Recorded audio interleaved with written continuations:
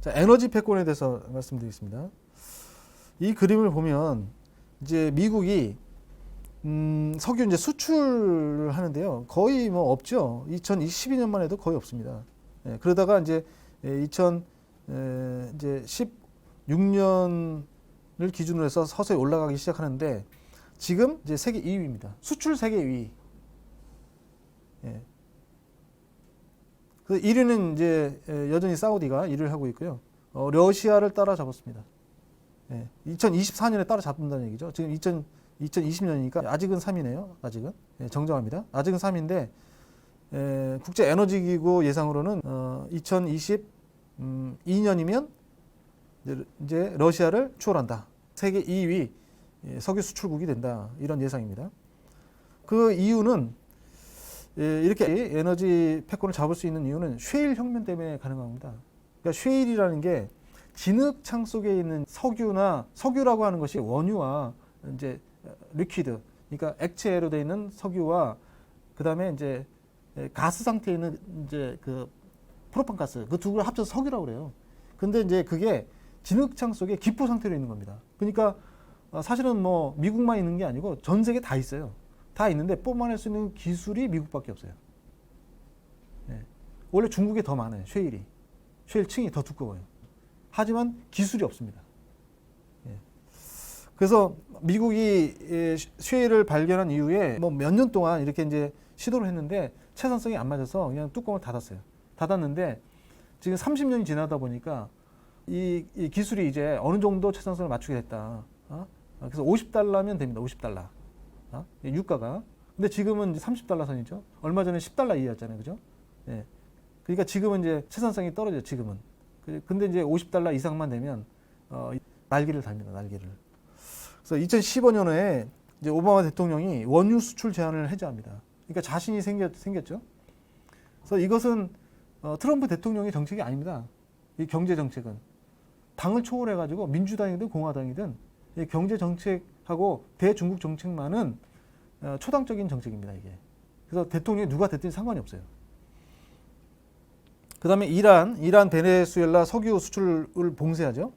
파리 기후 협약 탈퇴했죠. 그러니까 화석 연료를 떼면 유럽 같은 경우에는 페널티가 붙습니다. 이게 이제 가중돼요. 그래서 차를 한 대 팔면 거기에 이제 몇십 달러씩 또 몇백 달러씩 이제 페널티를 내야 됩니다. 그러니까 지금 전기차, 전기 배터리 2차 전지 생산에 개발에 뭐 심려를 기울이고 있죠. 유럽 쪽은. 근데 오히려 미국은 탈퇴를 해버렸어요. 석유를 더 떼겠다. 그 얘기죠. 왜? 석유가 많으니까.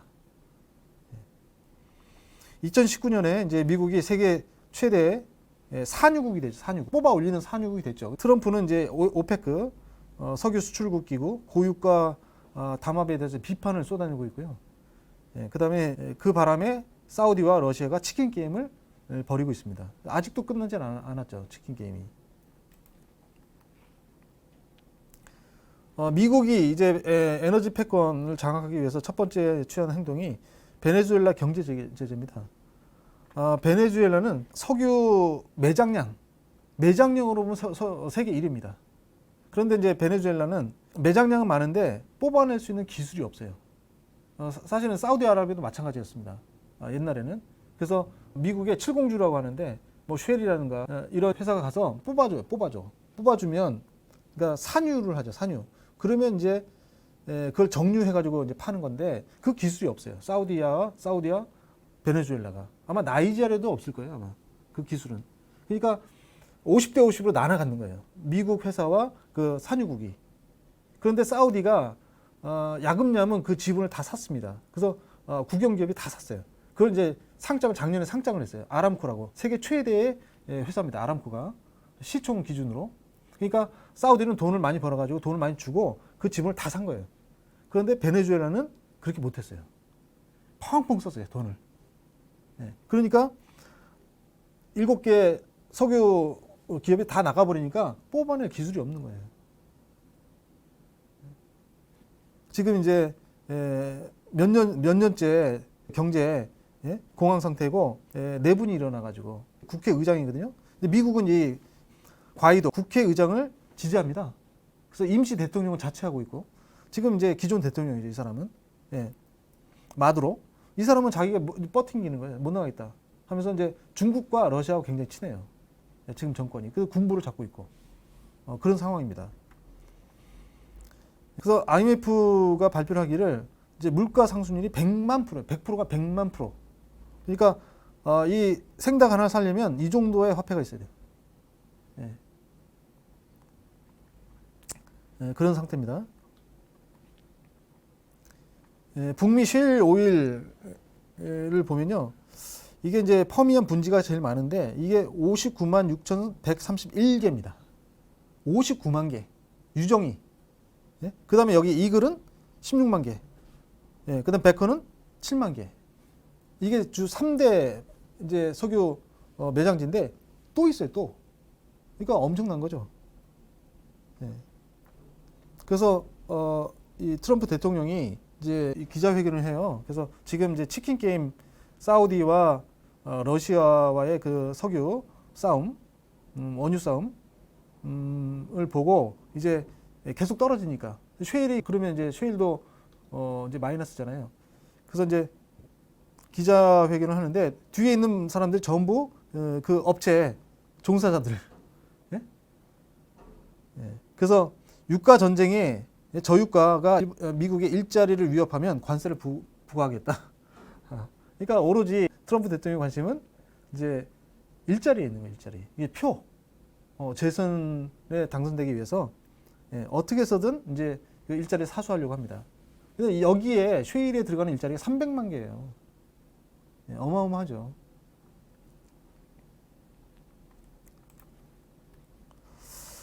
예, 석유 전쟁. 그래서 미국이 러시아 제압하기 위해서 이제 중저가 유지를 목표로 하고 있고요. 예, 그러니까 50달러 선이면 제일 좋아요. 미국은. 예, 근데 미국 의회에서 이제 오페크 가격 담합 처분법 추진 아까 얘기했잖아요. 예, 가격을 자기들이 짜서 막 한다. 그래서 이제 교란을 시키는 거죠, 사실은. 그러니까 이제 그 오페크 회원국인 카타르와 에콰도르가 오페크를 탈퇴합니다. 왜냐하면 미국에 이제 그 제재를 받게 생겼으니까 오히려 탈퇴하고 자기들 독자적으로 이제 수출합니다. 그다음 오페크 플러스가 있어요. 이게 오페크와 그 이외의 이제 산유국인데 러시아가 대표입니다. 원유 감산을 했죠. 근데 원유를 감산 2년째 했는데, 그러니까 이제 가격을 유지하려면 공급을 줄여야 되잖아요. 그래서 감산을 했는데 자기들은 이거 돈을 덜 벌죠. 그죠? 판매량이 적으니까. 그런데 오히려 뒤에서는 미국이 전부 그 판매망을 늘리고 있더라. 그걸 안 거예요, 러시아가. 그래서 올해 다시 좀 더 줄이자 그 합의를 하려고 했어요. 사우디와 러시아가. 근데 러시아가 노를 하는 거죠. 노. 우리는 계속 손해인데 미국만 이익이다. 노를 한 거죠. 그러면서 치킨 게임이 벌어진 겁니다. 예. 예, 그래서 18년 만에 최저로 이제 10달러 찍었다가 이제 30달러 올라왔습니다. 근데 이제 사우디와 러시아의 그 증산 전쟁의 목표는요, 미국 셰일 업계의 몰락입니다. 예. 그래서 50달러 위로는 안 올리려고 할 거예요, 아마. 예. 또 사우디는 이제 복심이 있는데 뭐냐면 미국이 이제 중동에서 나오려고 하거든요. 왜냐면 중동에 그 석유 수입이 줄기 때문에 거의 없죠. 예? 자국에서 많이 나니까. 그러니까 이제 군대를 빼려고 하거든요. 그러면 어떻게 되냐면 사우디는 위험해져요. 왜? 옆에 그 천년의 그 라이벌 이란이 이제 있거든요. 이란.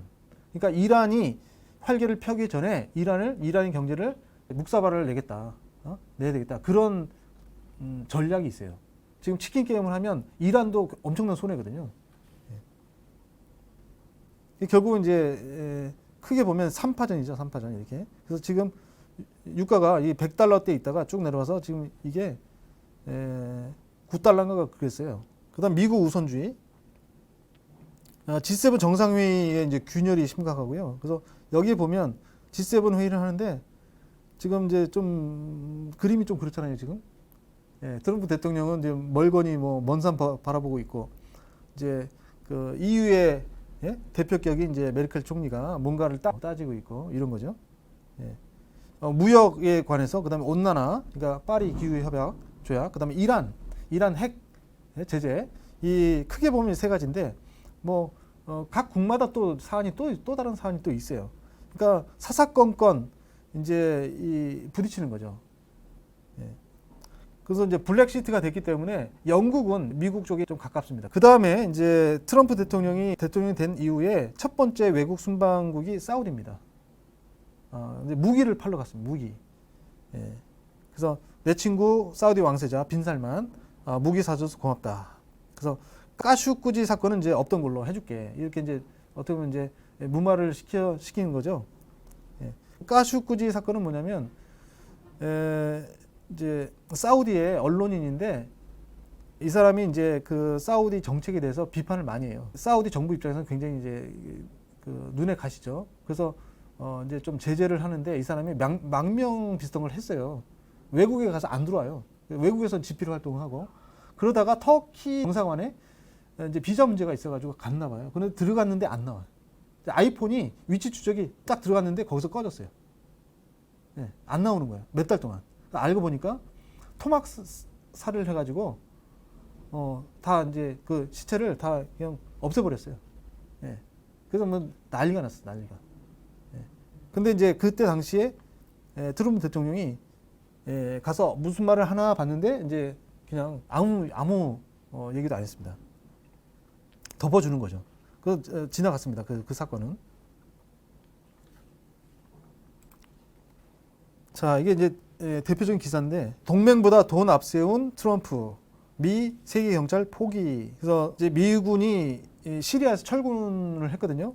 그러니까 이제 쿠르드족이 이제 굉장히 위험에 빠졌습니다. 그래서 오히려 이제 미군 내에서 이거는 너무하다. 쿠르드족, 우리를 도와줬던 쿠르드족에 대한 배신 행위다. 그런 얘기도 나오고 있습니다. 사실 이제 시리아 사태가 굉장히 복잡한데 간단히 좀 설명하면 여기 이 녹색 지대가 이제 시리아 정부군이 장악하고 있는 지역입니다.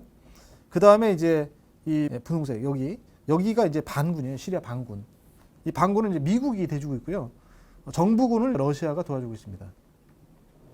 근데 시리아 내에는 이 반군과 정부군의 그 다툼만 있는 게 아니라 이제 IS가 있어요. IS 본거지예요, 본거지. 원래 이제 이라크에 있었는데 이라크를 이제 초토화시키니까 정부 이쪽으로 이제 옮겼어요. IS가. IS와의 싸움이 또 있는 거예요. 그러니까 이제 어떤 전략을 폈냐면 쿠르드족을 이용했습니다. 쿠르드족.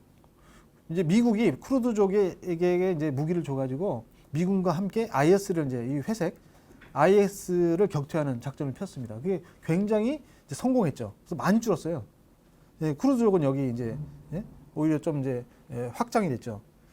그런데 미국이 빠지니까 어떻게 됩니까? 이제 IS의 보복이 이제 가해지는 거죠. 쿠르드족에. 예, 거기에다 터키가 또 쿠르드족을 싫어해요.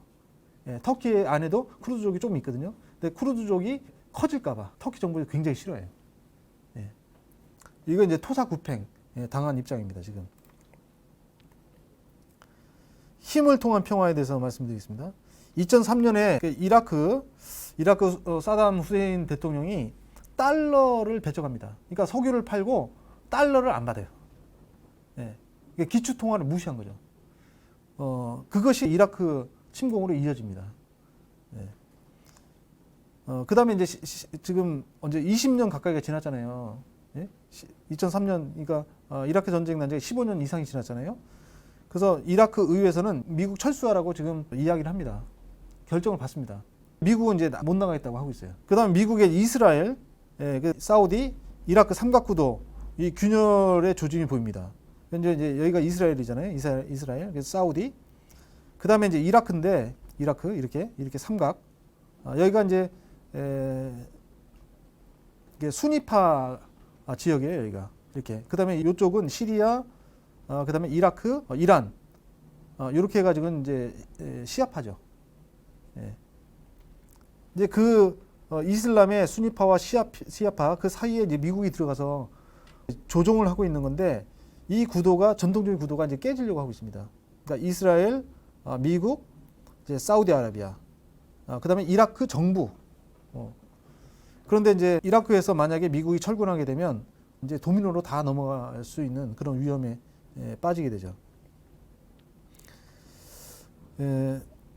지금 미국이 아직도 이제 중동에서 완전히 발을 안 빼고 있어요. 사우디에서는 철군 안 했습니다. 이라크에서는 이제 철군할까 말까 약간 고민을 하고 있는 것 같은데, 이제 만약에 사우디에서 철군하게 된다면 이때는 이 호르무즈 해협이 이란으로 넘어갑니다. 그러니까 상당히 이제 세계 정세는 굉장히 요동칠 수가 있어요. 하지만 이제 미국은 상관없죠. 왜 수입을 안 하니까.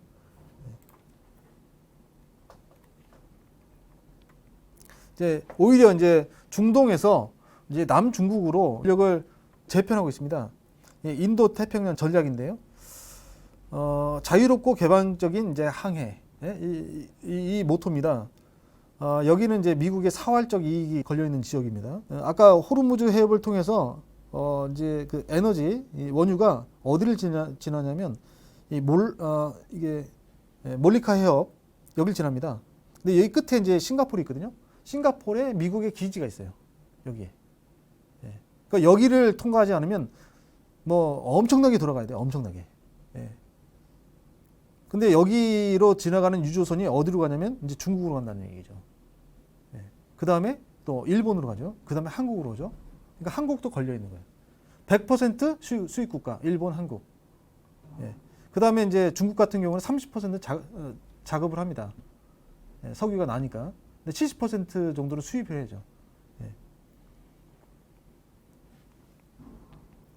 그래서 중국은 여기 이제 이 붉은 선, 여기를 이제 제1 열도선이라고 하고요. 여기 이제 좀 멀리를 제2 열도선이라고 하는데, 제1 열도선은 여기는 죽어도 포기 못하는 핵심 이익선입니다.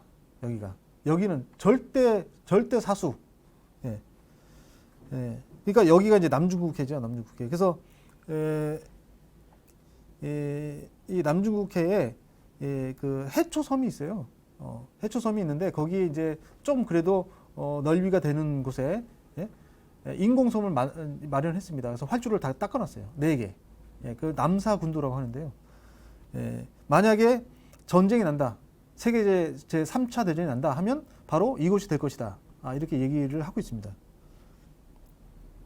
또 이제 반면에 미국은 여기를 봉쇄하기 위해서 이제 일본, 그 다음에 인도, 그리고 호주 해서 삼각편대를 이제 짜고 있습니다.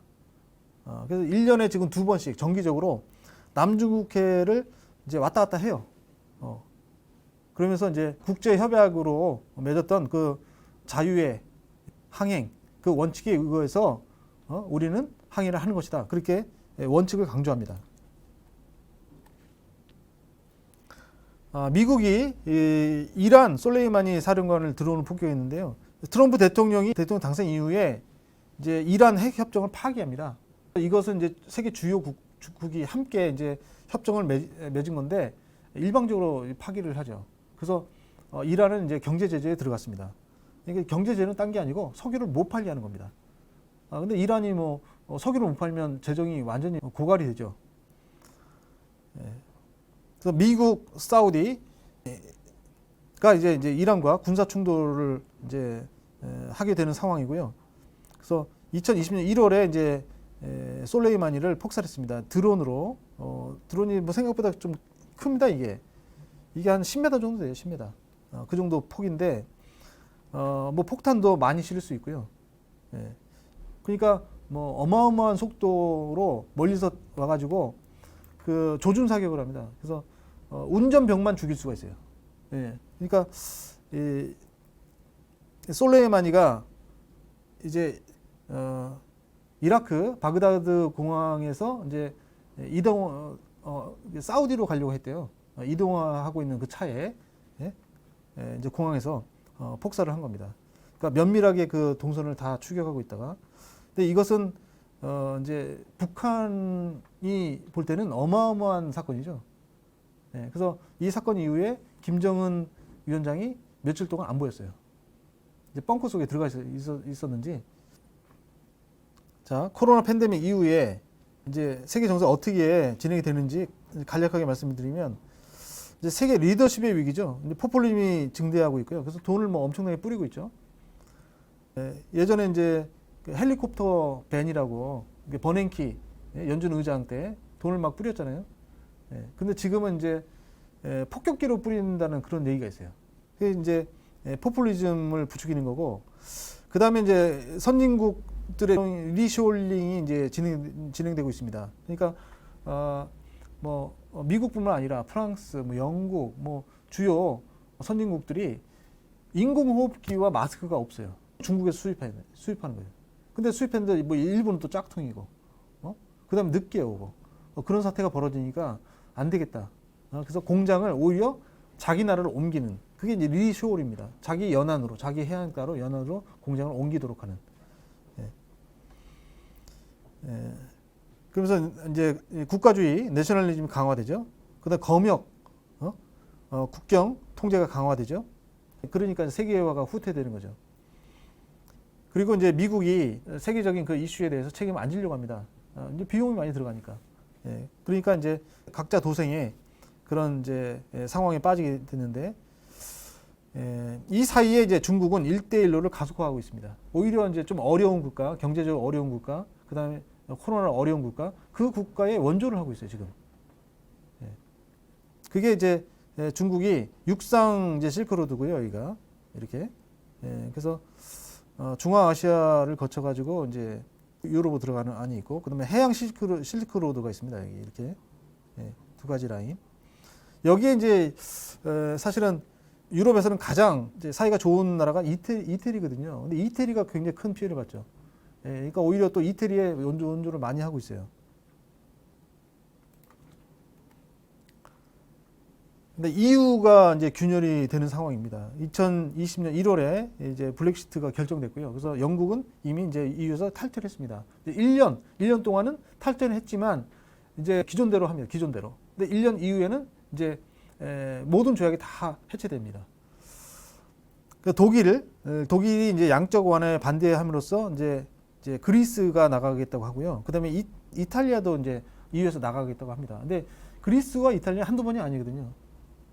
그러니까 독일이 돈 다 벌어가지고 이제 남부 유럽 다 먹여 살리는 거죠. 한두 번도 아니니까. 그러니까 양적 완화를 하면, 그러니까 돈을 뿌리면 이제 쓸 땐 좋은데 이게 메꿔줘야 되는데 메꾸는 건 독일이 한단 말이에요, 계속. 그러니까 불만이에요. 그러니까 EU가 이제 균열이 생기면서 러시아와 중국이 이제 반사 이익을 얻게 되고 있는 상황입니다.